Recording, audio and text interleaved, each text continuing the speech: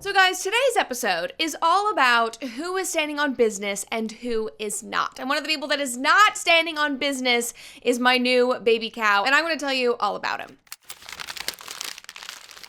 So I feel like this episode is literally going to have something for everyone, because I often see comments where it's like, Brett, like I would just listen to an hour of you talking about farm stories, and then I'll see something on Reddit and it's like, we only want you to talk about politics, and then I'll get tagged in something and it's like, oh my God, when she talks about pop culture, it's my favorite. So today, you're getting all three. You are literally getting everything you want. So if you don't want to hear about politics, you can skip ahead. If you don't want to hear about the cows, you can skip the first part. Whatever it is, there's something for everyone. But we are filming this on a Sunday. You guys are watching it probably on Monday when it comes out. I just got back from Tampa. I was there for the last 4 days. I did 2 speeches with TPUSA. They had their big Student Action Summit this weekend where like 7,000 students come from around the country to hear from speakers. So I did that speech yesterday, and then on Thursday morning I helped open their chapter leadership summit. So that's like where all the students who are the presidents of all of the TPUSA chapters come. Anyway, so I did 2 speeches. The first one, if you guys want to watch it, I think they publish all of these online, was about Gen Z mental health and how I actually think that Gen Z is really changing the narrative in terms of like taking control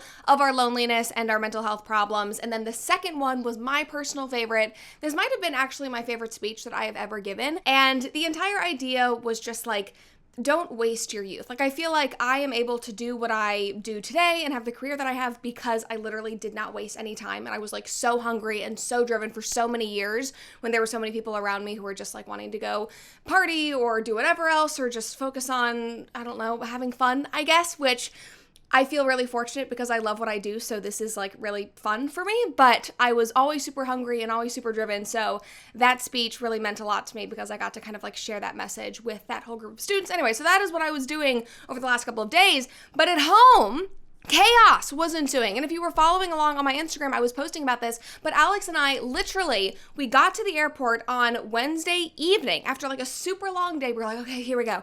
Like our flight was not delayed. It was going to be great. I got like pre-boarding because now I'm in my 3rd trimester. So like Southwest was like rolling out the red carpet. Like you can board before everyone else. Everything was great. And then out of the blue with no context, my mother sends me a text of a newborn baby cow. And I'm looking at this picture and I'm like, oh, that's cute. And I'm like, I don't think that's one of ours. Like, I haven't seen that before. But she was just texting me earlier in the day about a guy who has a belted Galloway. That's the kind of cow we have. I thought maybe she went and, like, visited him. I have no idea. She, like, makes best friends no matter where she goes. So I was like, I don't really know. I was like, ha, ha, ha, what's that? And she goes, it's your new baby. So we, out of nowhere, this cow just drops this baby in the middle of the field, which is really how they do it. We had no, like guys, we had no idea that this specific heifer, now cow, was pregnant. We have 2 cows that are bred right now. 2 just delivered this spring. This one, I did not even think was in the realm of possibility. She is so young. I think that like when we first got our bull this fall, it was just like, it was such a big learning curve of how to fence him in properly. And we had this like 4-panel fencing and he was just breaking through every single day. So we had like 3 weeks where Alex and I basically every single evening were like, oh my God, okay, the bull is next door. Okay, the bull is in with these. And there very well could have been some magic that happened, but this cow was so young that she was not even weaned at that time. Like we weaned her in the middle of that. So somehow she got pregnant and she did not look pregnant, like TMI, but her udders weren't full. Like they didn't descend, like nothing was happening. Like she out of nowhere drops this baby cow. And my mom is out there because we're leaving town. So she's out, you know, moseying around with our cows and it's like, oh, 1, 2, 3, 4, 5, 6, 7, 8, 9, 10. There is another cow. And this is a tiny, tiny baby. And so there Alex and I are just sitting in B&A. I am no longer relaxed. I am now very stressed. I feel so awful because I had no idea that this tiny, tiny little heifer, now cow, was pregnant and I'm not there and I can't do anything about it. Thankfully, my mom is way more experienced than both Alex and I are. So I felt like she was totally in control, which was great. But we went on, we did the whole thing in Tampa. It was a good time. There were protesters. Of course, they were literally walking around with like a big toilet paper on their head, like protesting TPUSA. They had Palestinian flags. They had Charlie Kirk as a Nazi flags. Like they were doing all of these different things, but we got through it. We did the speeches. We got on the flight. Everything was fine. We get home and I wake up to a text from my mom. And apparently she didn't want to stress me out yesterday, but she was like, hey, I really don't think this little baby, he's a bull. We haven't named him yet at this point. I don't think he's getting any milk because this mom is obviously very new. I don't think she's producing a ton of milk. We need to move them, get her some dairy ration. We need to start bottle feeding this bull like today because he is so tiny and he's so premature. And apparently last night she had like spotted him just like laying in the field sadly while the mom, who is obviously has no idea what she's doing because she's basically a teenager. She cares more about like going and standing by the fence where her mom is. But my mom saw this little baby just like laying there and had to like scoop him up and bring him over and be like, hey, remember, you have a child, please go nurse. So this is at like 6 a.m. and I know that I'm going to be filming at like 9:30 in the morning. She's like, we need to go do this now. So I'm like shaking Alex. I'm like, we have to go move this cow. We have to go move this cow.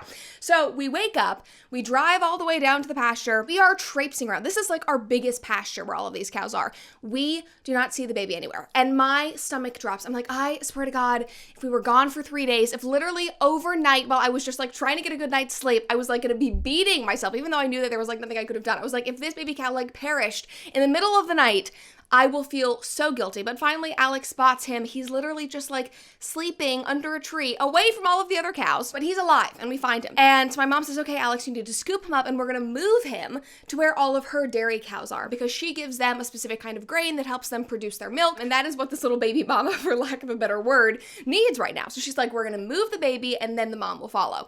So Alex, who is just a saint at this point. Like women out there, if you dream of ever moving to a farm one day and having cows and having chickens and your husband is like, no, I'm more of a city slicker, just know, my husband who used to live in New York City and drive a Beamer and had no interest or even like concept, like idea that he would ever live on a farm is now doing this and doing this happily. But he went over and he picks up this tiny little like 4-day-old bull and the bull just starts peeing all over him. Like Alex is holding him like this and he just looks down and literally, I'm telling you, this pasture is huge. It is our biggest pasture. It is acres and acres. He's having to walk up this entire hill and it is like this cow has not peed since the day he was born. It is just like a constant flow. And if you know Alex, you know that he is like, he's a bit of a germaphobe, like just like things kind of gross him out. And we're really trying to give him like exposure therapy before this baby arrives. Because I'm like, we're about to have a boy. Like he's about to be like peeing all over the place. And so this was good exposure. But literally the entire walk up the thing, and you can see him, he's walking like so awkwardly. And he's like trying to hold this bull out to the side. We'll put a video in here to like keep him away. And it's just like a constant flow, like all down Alex. My mom was like, ha ha ha. This is so funny. And I know that he is just like losing his mind. Meanwhile, I'm behind him trying to get this tiny baby cow to follow her even tinier baby cow. And she is like not really interested. And then finally, the other cows realize that I have a bucket of grain. So then they all start pushing this mom up the hill. So everybody's following Alex and the trail of pee coming from this bull. He's now named him Pee Pants. So that is, we have a cow named Pee Pants. But we take him all the way up the hill.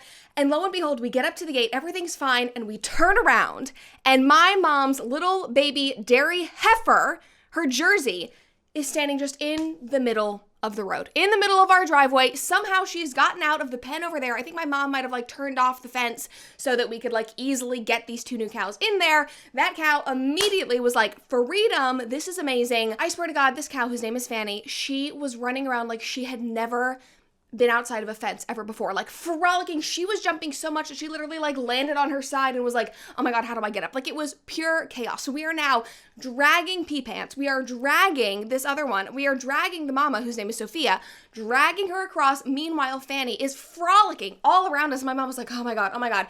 Alex is like in the zone at this point. He is covered in pee. He's like, all I need to do, I just need to get to this pasture, which is like 100 feet away. We are getting them in there. We are now shoving all of these cows in. We do it. But now once we're inside, we have to show Sophia where the dairy ration is because she's just wandering around like, where am I? All of my friends are over here. So now we're pushing her even more to finally get up to the ration. Everything is fine. She's eating her grain. I like go up and I check her teats. Sorry, again, TMI. She actually is producing milk. It's just like barely at all. And because her udders didn't drop, it's like really hard for this little baby to be able to go and drink. So that's why we're gonna have to bottle feed him. But everything's fine. And my producer is arriving in literally like 30 minutes. I'm like, okay, I can go eat breakfast. I can go like put on my makeup. Everything is fine. Everything is great. My mom drives back over to her house. She's meeting her handyman. She's literally still staying with us, trying to get moved in. And we get a text and they're already out of the pen because this baby, guys, he's so tiny. He literally like fully slipped underneath the hot wire and the mom followed and they are just standing out in the middle of our property. Not fenced. And guys, as we were going through this and we were like chasing all of these animals around, I was just like, thank God we have Merrick Health to make sure that we stay healthy with all of this chaos. Now, if you are tired of outdated healthcare that does not actually meet your goals, you need to say hello to a smarter and more personalized way to take control of your health, and that is, of course, with Merrick Health. Merrick Health is the premier health optimization platform built for people who want more from their healthcare. Whether you are chasing peak performance, better energy, or long-term wellness, Merrick gives you the tools to make it happen. With access to over 600 treatment options, you will work with a licensed medical provider and your very own Merrick Health coach to create a plan that fits your body, your goals, your lifestyle, where you are at right now. And if you prefer to go solo, that also works too. Merrick has a self-service diagnostics that let you order advanced lab panels on your own, no oversight required, just giving you all the information you need. They put the power in your hands. This is the chance to ditch the guesswork and start optimizing with real data, real experts, and real results. And the best part is you can get 10% off your order today. Just head to merrickhealth.com and use our code Cooper at checkout. That is MAREK health.com with code Cooper for 10% off your order. Merrick Health is where your best health begins. They completely changed my life, and I know that they will do the same for you. And so my poor producer drives up and we're like, listen, we need to go catch this cow. So now it is all of us. She's running around in her flip-flops. I was like about to go put on makeup. Alex literally has just gotten out of the shower after being covered in pee, and I'm like, I'm really sorry. You're gonna have to come back outside again. And he was like, please God, please don't make me do it. So we're pushing this cow again, and it takes like another 20 minutes. We put them into a new pasture where it is tighter, where they can't slip out, probably, hopefully, I don't even know. I'm probably gonna like leave the studio after filming this, guys, and they're gonna be like everywhere. But we have a solution. We just needed to like get them contained for now. And then we have to move some pigs into another pasture, and then that pasture is more secure. That is where baby mama and little pea pants are going to go for the time being. It is an easy place for us to bottle feed him. My mom just pulled out all of her freeze-dried raw milk that we're gonna start giving him in a bottle. Anyway, that was my morning, and it is only 10 a.m. So now that you guys have heard that whole story, we can go into the most important story of today, which is the fact that Justin Bieber released a surprise new album just 2 days ago, and I have a lot of thoughts. But before we get into that, make sure that you like this video and subscribe to our channel if you've not already, and of course ring that notification bell so that you always stay up to date on our latest episodes. And for all of my friends that live in Nashville or nearby, like me, I am doing 2 shows over the next couple of weeks at Zany's. I felt bad because we didn't do anything in Nashville over the last few months, and so I'm popping up. This is going to be like really informal. It'll probably just be a live version of the show. It's a really intimate, fun venue. We have all of those tickets on brettcooper.com, so if you want to come, make sure to go check that out. All right, guys, so back to Bieber. I am so excited about this. Like, this feels like the perfect ending to this entire saga that we have been going through over the last couple of months. The insider information, the breakdown between him and Scooter, all of this information, everything came to a head on Friday afternoon. Well, really, it came to a head on Thursday, which is when he announced it, but then Justin released his first album in 4 years on Friday morning at midnight. So basically like Thursday night, but it came out on Friday, and that album is called Swag. And guys, I don't know how you feel about it. I freaking love it. And I love it because he sounds amazing. He sounds like him, but I love it for a much bigger reason than that, because this is the first album that Justin has ever produced, has ever had full, complete control over. Like, moving forward, Justin owns 100% of his masters, of his music. He has complete control over the writing, the producing, how it is released, everything about it. And this is the first time that has ever happened in his entire career. And that in and of itself is reason to stream the album. It is reason to celebrate, because it was not easy to get here. And if you guys have not been following the story, go back and watch my original episodes on Justin and what was going on with him, because it took so much to get here. Now, this album was not the only thing that came out on Friday, because a lot of stuff happened last week. So first of all, Justin was able to fully launch his new clothing brand, Skylark. That happened on Friday as well. He released the new album, and all of the news came out that he had officially settled with Scooter Braun. Now, Justin is not able to come out and say, hey, the only reason that I am able to now sell this clothing and start my brand and release this album is because of this settlement, but I think we can kind of put the pieces together. Now, one thing I do want to say is that in all of the media about the settlement, they're talking about the financial things, going back and forth with what Justin owes Scooter and what was going on there. There is so much else that is going on. Like, it wasn't just about the money. It was about Justin trying to be free, trying to get out of the contract that he had been in since he was, God, what was it, 14, 15 years old. Because again, this was the first time that he was ever able to release something independently. He had been waiting for this. He had been sitting on this music, just desperately wanting to release something. and he had not been able to. The moment that deal was signed, he said, okay, I'm done. We are launching Skylark and we are dropping this album, and that is exactly what he did. Now, I saw a bunch of tweets online on Thursday afternoon, right as he was like announcing that this album was coming, and they were just cracking me up. Like, there was this one girl and she was like, wow, this is like so embarrassing. Like, what a fall off for Justin Bieber. Like, he has no CDs and no vinyls, no hype. He's just like randomly dropping this. It's sloppy. He obviously has no team. Gosh, this is like so sad, like to see this incredible icon spiraling. Okay, yeah, that's literally the whole point. The whole point is that it's literally just him now. It's him. It's Haley. It is the very close, tight-knit team that they have built around them and their family that has helped them through this entire legal war over the past year and a half. It's just them. It's him and his music and the people that he chose to collaborate with.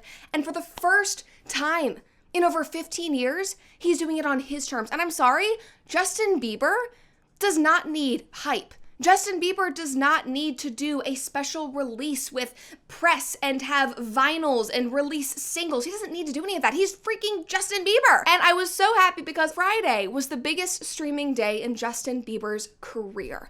I think it was over 200 million streams in one day. And he gets to take home all of those profits. He owns all of it. Like, what an F you to everyone who doubted him, to everyone who was trying to control him for years, who was manipulating him, his family, who was allegedly misusing funds, the people that he hired, that he put his trust in, who then stabbed him in the back, all of that. It's like, I don't need you because I am freaking Justin Bieber. And that is the real story here. Now, of course, I'm sure this will be unsurprising to a lot of you guys because now I think we know a lot about this man and his personality, but Scooter Braun could not wait to insert himself into this narrative and into Justin's success, which obviously we have seen. After all of his clients would leave him, they would release new albums, he would make posts being like, I always supported them, I'm here for them. They would never respond. They would never say, thank you, Scooter, that's really nice, had a great time working with you. It was radio silence. It was like his own side, his PR team trying to be like, hey, I'm the good guy. I'm supporting you here. I get all of this flack for no reason. Nobody. You get flack for reasons, a lot of alleged reasons, and that's why nobody responds to this. Like, just a couple of weeks ago when Taylor Swift was finally able to buy back all of her masters, he came out and was like, yes, I helped with that and I was encouraging it and this is so incredible. Her team literally came out and was like, yeah, you played no role. You played no role at all. You were actually a hindrance. I don't know why you're doing that. Like, she didn't just go radio silent. She actually went on the offense. But anyway, all of that aside, Scooter made another post, and this time it was about Justin. He said, I've been having a beautiful start to the weekend and been getting a lot of texts about how I feel about Justin's new album, so I will just leave this here. God, okay, this is like so nauseating. This is without a doubt the most authentically Justin Bieber album to date. It is beautiful, raw, and truly him, and that matters. That's right. That's true. But the only reason he's able to do that is because he settled with you and he is now free. I had the privilege of witnessing his growth for almost 2 decades. Along every journey, there comes a time when an artist fully steps into their own, and that is what he has done here. He poured his soul into this project, and you can feel it in every single run. Again, all of that is true. We're all saying that online. The way he chose to release it is just as intentional as the music itself, and I'm happy to see him do it in his way. I have played no role in this one, but as someone who has always believed in him, I'm incredibly proud and impressed and genuinely enjoying the music. Justin has a special tone that I have witnessed for almost 2 decades. It is the best in the world, and because of that special tone, I have to say that Daisies is probably my favorite record on the album. Stream, swag, and support an authentic voice. And that last line there is the one that just really started grinding my gears because you're pretending to be so generous and, oh yeah, go support authentic and genuine and independent artists. This is so wonderful when we all know what has been going on behind the scenes. This is so narcissistic. Like, this man had to fight to be able to do this. You didn't help at all. You literally said you played no role. You actually, allegedly, were a deterrent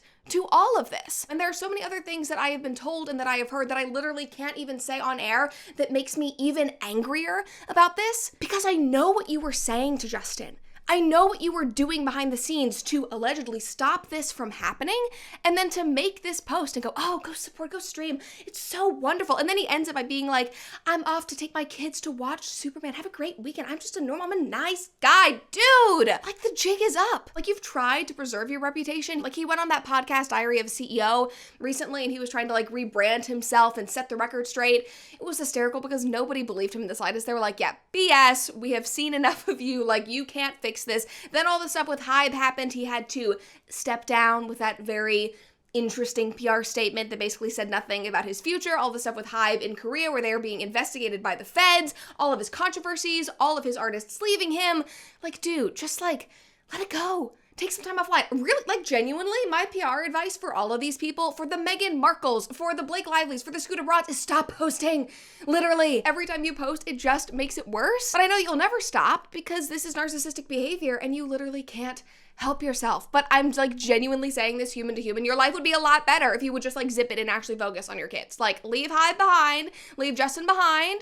Like, seriously, like, leave him alone. You've settled. We can all move on. Let him do what he wants and just stop posting about it. Now, I obviously have a lot of feelings about this, and Justin's wife Hailey did as well, because immediately after Scooter posted that, she posted this on her story. So it's her making a funny face, and then she just posted the Mariah Carey song Obsessed, basically being like, why are you so obsessed with us? And Hailey has also been out there on the front lines defending Justin. I mean, she has throughout this entire ordeal. For the entirety of their marriage, she has been supporting him and defending him and standing by him as he has been in the battle for his freedom. But she posted this when he announced the album, and she said, like, is it finally clocking to you effing losers? And what she's saying there is a callback to Justin's now viral paparazzi video from a couple of weeks ago when he was at the beach, and he was like, leave me alone. I'm a dad. I don't know who is sending you after me and who is making up all of these rumors. It is not clocking to you that I am standing on effing business. Like, that's what he kept saying. Like, it's not clocking to you. Which I told my team, I think that needs to be my Halloween costume this year, because I'm going to be like freshly postpartum. I like will not care about dressing up.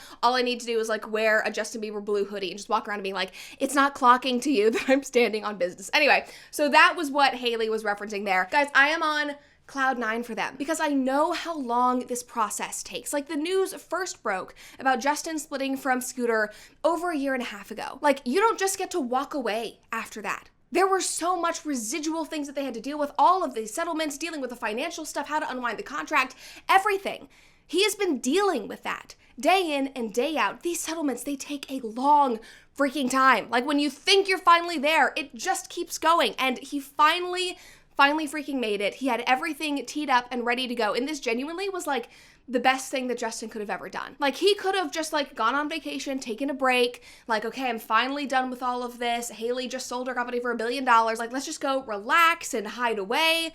But he came out swinging. He was like, no, I'm going to show you what I've been up against. I'm going to show you what I've been wanting to bring you, my fans, what I've been wanting to create. And obviously there was a lot here. It was so soulful. If you listen to the album, I feel like there's so many like hidden messages in there. He's talking about his marriage to Hailey. There's this one song called Walking Away where he's like, I'm not walking away from you. I made these promises to you, and I know that I've been struggling. I know that I haven't been perfect, and you've dealt with a lot by being married to me, and I'm not walking away. I'm here for you. He had an entire song about dad love, and so that was like dedicated to his son Jack. And then on top of those songs that he wrote about his family, he also had a bunch of songs where they were kind of like nuggets in there about things that he's been going through. I think like this is the most obvious to me, is an interlude that he had in the album. It's called Therapy Session, and it's basically a conversation with him and his friend and mentor Drewski, who is a comedian. And I think the most important part of this interlude is where he says, it's been a tough thing for me recently. It's feeling like, you know, I've had to go through a lot of my struggles as a human, as all of us do, really publicly. And so people are always asking if I'm okay, and that really starts to weigh on me, you know? Because I'm like, well, when somebody keeps saying, why are you crying? Why are you crying? It's like, bitch, I'm not, but now I am, you know what I'm saying? It starts to make me feel like I'm the one with issues and that everyone else is perfect. That is what we know he's been going through, especially when he has been literally harassed by the paparazzi, which, as you guys know, I feel like I've talked about this a million times now, that's not normal in 2025. Like, it is not normal to have Britney Spears, Michael Jackson level paparazzi outside of your home, chasing you, being everywhere you are, no matter if you're at the beach in the middle of the night with your friends or at a smoothie shop, you know, outside of Coachella. It is not normal to have these people hounding you, screaming at you about your financial problems, about your legal problems, about your marriage, and about your child. That is not normal. He knows that people were sending the paparazzi after him, trying to make up these stories. No wonder we started to see him crumble under that pressure, and I think it's so amazing that he was able to express this. In one of the other songs, Butterflies, I think this might be my favorite song on the entire album, he starts off the song with the audio from another paparazzi video, where he was like, money, money, money, all you care about is money. Like, he is so obviously speaking to us, speaking to the paparazzi, being like, I know, like, this is what I've been going through, and I haven't been able to share myself publicly. I haven't been able to, like, communicate in the way that I want to, which is through song and through music. And in the first verse of Butterflies, I feel like he just really sets the tone for his life right now, because he says, when the money comes and the money goes, because we know he's been dealing with financial stuff, the only thing that's left is the love that we hold. Mix of pain and pleasure, never black and white, because the sun keeps shining when I close my eyes. He's saying, like, I know I've gone through so much, but I have this incredible love of my wife, who I am dedicating all of these songs to. I have an amazing family. He has an amazing pastor that has stood by him through everything. He has an amazing team that has worked on his personal business, that has helped him through all of these legal troubles. They are what is keeping him grounded, keeping him sane. That love is so important to him. And he's like, you can say all this stuff about the money, you can say all of this stuff about my legal battles and everything else and who I'm dealing with and what I'm posting, but I am grounded because I have the love of these people. And that is what he is trying to communicate through this album. Like, this is a man who is saying, I will not be silenced any longer. He's basically as silent as my guns, thanks to Silencer Shop. Now, if you guys are responsible gun owners, you want to be in control of your accuracy, your recoil, your hearing, all of it. And that is where Silencer Shop comes in. They make it ridiculously easy to get a suppressor, the one upgrade that instantly makes your guns perform better. Because shooting suppressed isn't just quieter. It means better accuracy, less recoil, and a lot more fun. It has completely changed the game for me and Alex and how we enjoy shooting. Now, yes, before you ask, suppressors are 100% legal in most states, and Silencer Shop has simplified the entire process. You just pick your suppressor, what works for your firearm, you make your account, you sign a couple forms, and they handle all of the heavy lifting behind the scenes. You can literally get your suppressor in just a few days. They've helped hundreds of thousands of shooters do it, and they're also not just behind the counter. Silencer Shop is an amazing company because they are out there defending your Second Amendment rights every single day. So if you are ready to make your shooting experience smarter, safer, and seriously more fun, I cannot emphasize that enough, head on over to silencershop.com/Cooper to get started. Again, that's silencershop.com/Cooper, because shooting suppressed makes you better. Now, what also makes me better is eating a steak every single day. And guys, by the time that the show ends, another family farm producing beef will shut down because the meat in your grocery store isn't coming from them anymore. It is now coming from overseas, where safety standards are different, quality is questionable, to say the least, and truth in labeling is optional. But you won't hear about that in the headlines. You won't hear any labels that say, raised overseas, packaged here, and yet that is exactly what is happening, even though they tell you that this meat is made in America. Over 85% of grass-fed beef sold in the US grocery stores is imported, and most shoppers have no idea. And that is why I buy all of my meat from Good Ranchers. Good Ranchers does not just sell meat. They guide you back to the source, to support Americans like you and me, to American ranchers, to real quality, to food that you can trust. And unlike all of that imported meat, all Good Ranchers products are 100% born, raised, and harvested and processed in the USA from local family farms. And every box that you order supports the people who have spent generations upholding the legacy of America's ranching. And whether you're grilling their beef, chicken, pork, or wild-caught seafood, I promise that you will taste and feel the difference. And with summer in full swing, there is nothing better than good food shared with your friends and family. So make sure that you're serving America's best meat for all of those summer memories, because the moments that matter deserve meat that is made right. And if you subscribe to any Good Ranchers box today, you will get your pick of free meat for life. You can either get Wagyu burgers, hot dogs, bacon, or chicken wings, perfect for football season coming up, in every box for the lifetime of your subscription. And if you use my exclusive code Brett at checkout, you will get an extra $40 off on top of that amazing deal. So if you are ready to make the switch, just visit goodranchers.com to shop, subscribe, and stand with American ranchers. And remember to use my code Brett to get your free meat for life and that extra $40 off. Now, is it the most polished album he's ever done? No, but again, that's why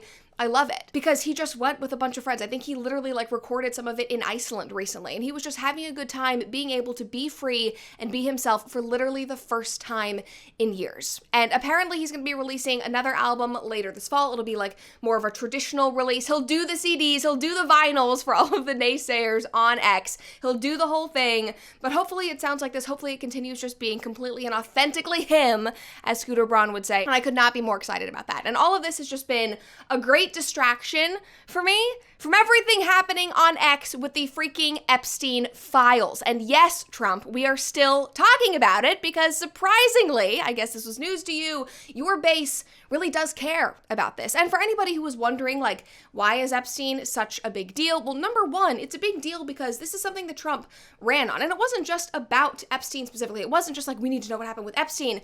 It was about ending the corruption of the deep state. It was about transparency and finally having answers that so many Americans have wanted on so many issues, whether it's Diddy or JFK or January 6th or Epstein. Like, we want answers because we feel like we've been gaslit and lied to for decades at this point. Like, our government has been so far away from us and the media has been compromised. Like, we have basically just been in the dark and people are done. And Trump represented the antithesis of this, and he ran on this idea that he was going to have radical transparency. And I mean, yes, he also ran on fixing the economy and strengthening our border and, peace through strength and ending wars and making sure that America stays out of them, which, even though we had the 12-day war and that was a bit scary there, I think that he navigated that well. Like, all of those things are good. He ran on all of those things. But I think the broader message of his campaign, like what he represented, was something that is so refreshing, goes against all corruption, goes up against the government that we've become so used to. And Epstein embodies all of that. And I think what people are most upset about isn't the fact that we aren't seeing the files, but it's the way that this entire thing has been handled. The fact that it was like this bait and switch of like, they're on my desk, we have the binders, it's all coming out, we're all doing it. And then they release this memo literally in the middle of the night, in the middle of the week. They leak it to Axios. There's no press conference. There's no statement from Trump. There's no statement from Caroline Leavitt until like 2 days later when she finally answers that question from Peter Doocy. There isn't anything from Pam Bondi until she finally answers that question next to Trump. And when Trump is finally asked about it, he's like, oh, you guys are still talking about that? Like, get over it. It's like, no, we deserve answers because this is something that you ran on. And again, it embodies something that is much bigger about what you represent and what we all hoped for. And the way that this has been handled now feels like, was there anything there to begin with? Like, are you covering up for someone or something? Like, we just don't know who to trust, and that is why there is so much whiplash online. Now, the updates since we spoke last is that there seemed to be trouble in paradise because Kash Patel and Dan Bongino, there were sources that came out and said that they were furious with Pam Bondi, and everybody was trying to pin everything on Pam Bondi. And they were saying, it's her, she did the rollout, she approved all of this, she's the one hiding everything. And Kash and Bongino, they are allegedly saying it is her or us. Like, apparently Bongino had this whole like blow up with her and like walked out of the office and left DC, and he was gonna quit if Pam Bondi did not get fired or step down. But then after all of that started coming out on X, everybody started getting all riled up like, oh, we gotta get rid of this woman. Then the deputy attorney general came out and literally posted this. He said, no, I worked closely with Kash Patel and Bongino on the joint FBI and DOJ memo regarding the Epstein files. All of us signed off on the contents of the memo and the conclusions stated in the memo. The suggestion by anyone that there was any daylight between the FBI or DOJ leadership on this memo's composition and the release is patently false. So this guy came out and said, okay, well, I don't know who these sources are or what they're saying, but no, this was not some blow-up fight. You can't release this. I don't agree with this. Everybody was in agreement. We all signed off on it. And then, of course, that then sent everyone into a tizzy because it's like, okay, I don't know who we can trust, whose sources we can trust. Can we trust Kash Patel? Can we trust Dan Bongino? And then the next day, the Wall Street Journal had this report. They said, breaking, Dan Bongino had no issue with the Epstein memo or video rollout until he started receiving backlash online, which caused him to become extremely upset and leave DC. So based on this report, they're now telling us that actually, okay, I know we said all these other things, but actually Bongino and Kash were okay with it. They were only upset when they started getting backlash. And then that is when everybody started pinning everything on Pam Bondi, and she kind of became the scapegoat. Now, I, like most people online, have no idea what is real here. And that is why this is so frustrating, because there was no transparency. Again, this memo was leaked to Axios, basically in the middle of the night, in the middle of the Texas Camp Mystic tragedy and the flooding. That's why Trump was saying, like, we need to focus on other things. It almost feels nefarious, like this was just like slipped out in the middle of it, hoping that people would not notice. Obviously, we did. Now the back and forth of like who actually signed off on it, who didn't. Now there's even more additions to this story because Charlie Kirk posted yesterday and said, okay guys, sorry, I did see the emails, and Kash Patel and Dan Bongino signed off on it. House and Habit also saw the email. She posted it on her Substack. She has all the timestamps. She has the actual words that were written by Dan Bongino and Kash Patel saying, yep, signed off. This is fine. Go ahead. Everything is good. So literally, it's like, what the heck is going on? Like, I literally am going whiplash, whiplash. I'm just like listening to like Justin Bieber's new album, like trying to like find peace because I'm like, I literally have like no idea what is going on. And then last night, right after my speech, Trump posts on Truth Social. And guys, I think this is the first time Trump has ever been ratioed on his first platform. And he makes this entire post about how ridiculous this entire situation is. And honestly, it's just him doubling down on that awful statement that he made to the reporter where he was like, why does everybody care? The best part about his post was the way that he started it, and this is just like an iconic line now, but he said, what's going on with my boys, and in some cases, gals? That's like how he's talking about his supporters. I have no idea why he wrote it that way, but it cracked me up. But guys, look how long this post is. He's basically rambling, and he's saying, why do we care about Epstein? Move on. He defends Pam Bondi, which I'm not surprised about because he values loyalty, and Pam has been very loyal to him, so he's saying she's not the problem, she's not going anywhere. But the thing that was so insane about this post that caught everybody off guard was that he wasn't finally saying, like, guys, I'm telling you, there's nothing there. I empathize with you. We should have done this differently. Like, get over it and move on. He wasn't saying there are more things we need to deal with. We just can't release them right now. There are things going on behind the scenes. Instead, he pins the entire thing on the Democrats. So literally within the span of a week, we went from, there are Epstein files, they will shock you, they are on my desk, to, actually, there's no client list, there really isn't anything in the files, we're closing the case, there's nothing going on, to now, there are actually files, and they were created by the Democrats. That is literally what he writes in this post. He says, why are we giving publicity to files written by Obama, crooked Hillary, Comey, Brennan, and the losers and criminals of the Biden administration who conned the world with the Russia hoax, 51 intelligence agents, the laptop from hell, and more? They created the Epstein files, just like they created the fake Hillary Clinton Christopher Steele dossier that they used on me, and now my so-called friends, the boys and gals, are playing right into their hands. Why didn't any of these radical left lunatics release the Epstein files? If there was anything in there that could have hurt the MAGA movement, why didn't they use it? But this also was a major red flag to people because it couldn't have just been the Democrats behind the Epstein files, because yes, Epstein was first arrested in 2006. I think he served like 13 months. He had some kind of like slap on the wrist, but it was in 2019 during the Trump administration that Epstein was arrested by federal agents. And then he committed suicide, and there were still 7 months left of the Trump administration in his first term that we didn't learn anything. So we don't actually know when these files were created. There could have been files that were created in 2006. There could have been files that were created under Biden, but there certainly was a lot going on under Trump's first term. So you can't just blame shift and put it all on them. And even if that is true, even if they created all of this and it's all a weird conspiracy and very odd, we don't trust anything now. Like, we're genuinely, it is whiplash. We're confused. We don't even know who in the DOJ and the FBI to trust. We have no idea if it actually is Pam Bondi. We have no idea if it's coming from Trump, which, in my opinion, it is, because we know how Trump operates and he controls everything. Like, everything comes directly from him. This is not Biden, where he was on the beach for the majority of his presidency, half asleep, stumbling up and down stairs. Like, we know Trump is on it. That's why I voted for him, because he's so alert, because he literally looks like younger than he ever has in years, because he runs on McDonald's and Diet Coke and a dream, basically, and he is aware of everything going on around him. So you're not really going to convince me that he didn't know that this was happening and that it's all on Pam Bondi and that Dan Bongino didn't know. And like, it just doesn't make sense. And it all has just now spiraled completely out of control, that this post from Trump, even if there's stuff in here that might be accurate, it is not going to help at all. In fact, this just fueled more conspiracies. There's another line in here where he says, Epstein, the man who can't be killed. So everybody then started running with that and being like, oh my God, is he alive? Is he hiding somewhere in a different part of the world? Like, it just didn't help at all. And I understand that Trump just wants to move on from this because this was a major miscalculation by him and his team. He wants to brush this under the rug. He wants to get back to the fact that his administration is winning and objectively is doing great stuff. Like, prices are down, the border is more secure, people are not flooding in. He's cracking down and staying committed to all of the social issues that we care about. Like, there is a lot of good stuff here. He had an amazing month, and so obviously he's upset that we're all focusing on this. But again, like I said at the beginning of this little segment, this is a big freaking deal. It's not just about Epstein, and that is what he needs to understand. That's what his team needs to understand. It's not about just this one man, like, why do you care about Epstein? It's because of the transparency. It's because of the commitment to getting rid of the deep state and exposing everything. And this seems to go against what we all believed and what we put our trust in you for. Like, this doesn't make me hate Trump. I'm still glad that he is our president. I think that our country is moving in the right direction.